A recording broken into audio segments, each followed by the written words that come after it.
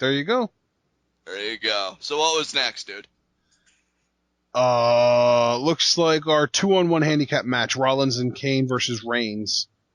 I mean, much like this one, but not in a bad way. I mean, what is there really to say? You knew that maybe they would get some offense in the beginning in Rollins and Kane, but you knew Reigns would come back, and he started to come back, and he got a spear on Kane. Looked like he was closing in for the victory, but then Seth Rollins took his Money in the Bank briefcase, hit Reigns across the back, and then Rollins and Kane's committed to a post-match beatdown on Reigns. Yeah, but what they forget is that Roman Reigns is the direct descendant of John Cena, and therefore is immune to post-match beatdowns. Exactly, because they were going to replicate what they did to Ambrose a week prior, but Reigns fought out of it. And you know what? Since you just said, like, he is the, direct descendant, of John Cena, it's probably better that the assault wasn't successfully perpetrated, because Reigns probably would have no-sold it in return the next week anyway, which would have been worse than what happened here. So, I think what happened here was actually pretty entertaining. I quite enjoyed it, if you want the truth. I think the only thing that could have possibly made this better is if one of the chips from the cinder block would have cracked Michael Cole right in the head. Whoa! I thought you would have said Lawler. I thought that lately you and I really haven't had any issues with Cole, but No, it wasn't an issue with Cole. It's just because I think he would have had the best reaction of the three. yeah, definitely. So yeah, actually, Ashton, you even telegraphed one of the spots in this thing because you thought that Reigns was going to come off the cinder blocks and nail a Superman punch, and he did that to Rollins. So you totally called that. Yeah, I did technically call that, but I'm going to be perfectly transparent with you guys. I thought that was going to happen first. I thought that while Kane was holding him down, he was going to elbow Kane, get out of his grip, and then get up on the cinder blocks and nail Rollins with the Superman punch. But it didn't happen in that exact order, so I can't take the full credit. But I will take some credit because I did totally call it eventually. Hooray! But yeah, he beats him down. And then to try and get a measure of retribution for Ambrose, Reigns grabs one of the cinder blocks. He tries to pelt it at the head of Rollins while it's like almost up against a ring post. Rollins moves out of the way. The cinder block collides with the ring post. It explodes into dust and just debris. Rollins gets out of the way. Reigns nails one final Superman punch to Kane, and he poses for the crowd, and he seemed to get booed.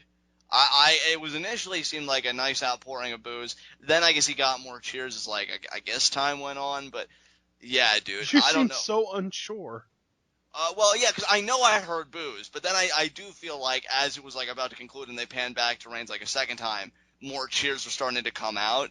I don't know though, dude. I feel like it's already happening, and we're not even really that close to WrestleMania. Like we're not even finished out August yet. We soon will be, but it's worrisome. Yeah, I mean, I've said it so many times. I'll say it one more time exclusively because I feel like it applies here. The crowd doesn't want you to win unless the crowd wants you to win. And if Right. they don't want you to win, then you do win. They're going to frickin' turn on you. It's inevitable.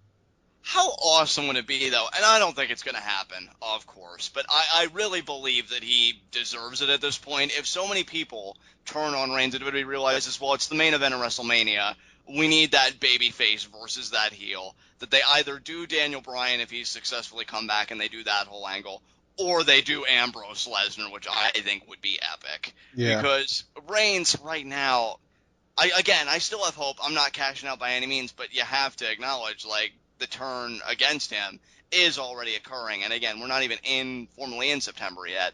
So it'll be interesting to see how WWE responds to this.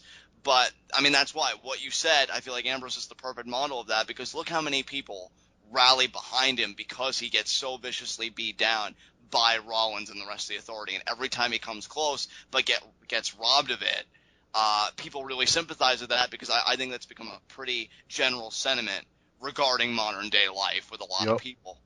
And, that's what makes a babyface work. And that is what irritates me about the John Cenas and slowly but surely the Roman Reigns of the world. But we'll have to see how WWE handles this. I think they're going to do everything in their power to screw it up. but I don't think that it's actually going to ruin anyone. Right. So, just my personal little prediction. All right. Up next, we're ready to move on, right? Absolutely. Okay. Up next, we had Los Matadores versus Heath Slater and Titus O'Neil, aka Slater Gator. This match was meh, but Heath Slater doing the dog bark saved it completely. Yeah, Heath Slater, I think, is a really enjoyable comedy act because he is just so ridiculous. Slater Gator is interesting for me because I just really do not care for Titus O'Neil at all. I don't think he brings anything of value to the product. He's worthless, Margot. I mean, pretty much. The only upside he had was with Darren Young, and I feel like that was more not only because of Darren Young, but because I feel like they were good complements for each other, whereas I really don't get that same vibe here. I mean, you even said, Ashton, that the gimmick of this tag team pretty much is that they don't get along. And I was like, yep, because that's what it is. And yeah, I mean, it's not like we've never seen a tag team who had a gimmick of just not liking each other. I mean, really, if you want to go back that far, Goldust and Booker T couldn't stand Goldust. Right, and if you want to go back even further than that, the inaugural WWE Tag Team Champions, Kurt Angle and Chris Benoit, could not stand each other. To the point where Stephanie, as part of the storyline, said, now if you two don't get along, during your matches, I'll suspend you both for 1 year without pay. Like, all right, Stephanie, sure. Well, and even when Angle teamed up with Lesnar, they weren't buddy-buddy at first at all. Right, yeah, absolutely. So, I mean, they've done this before. And heck, if you want to go even more recent, Team Hell No hated each other at first. Right. So I feel like this gimmick, it can work, but you need very particular, I guess, personalities to make it work. Right. Neither of which I feel like Heath Slater nor Titus O'Neil really possess. They get a little bit of offense in on Los Matadores. They, well, I guess unintentionally make somewhat frequent tags, but only because they're constantly stealing them from each other. And Heath Slater... Unintentional frequent tags. I've seen everything now. Yeah, pretty much. And yeah, Heath Slater eats the pin, and because apparently main commentary of Cole, Lawler, and JBL, they don't watch Superstars, they say that Slater's streak is over, even though it ended on Superstars, with Titus O'Neil, ironically enough, against El Torito and Hornswoggle. And so, yeah, so now just really the main streak, I guess, that they were concerned with is over. Well, Slater, I mean, obviously, nobody watches Superstars, so... Yeah, there you go. So if they don't honestly, and this is me being genuine, I'm not trying to be a condescending douchebag or anything like that. Why do they have Superstars in the first place? Honestly, dude, I don't know. I feel like with the existence of Main Event and NXT, that Superstars is just excessive. Like, there's no purpose for it. Yeah. Because Main Event... Yeah, and the worst part to me is that Superstars this week was already filmed. Like, if you want to know what happened on Superstars, you can literally just look on any dirt sheet after Raw's over, or even during Raw, because they film Superstars before Raw starts. It's completely pointless, and the results are easy to find out early, and it's just really, like I said, I mean, I can't think of a much better word to describe Superstars than pointless. Right. Unless it's just WWE being like, well, we got to find some way to get these people a paycheck, so let's put them on this show.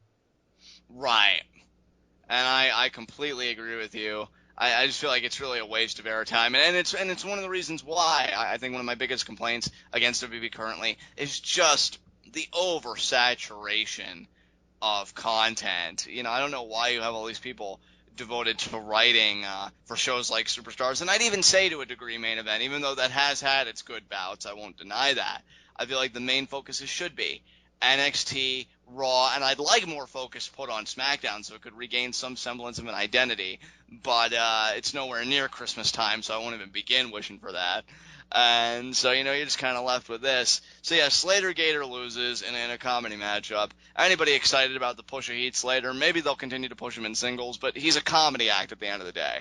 So you really shouldn't be expecting much. So. Exactly.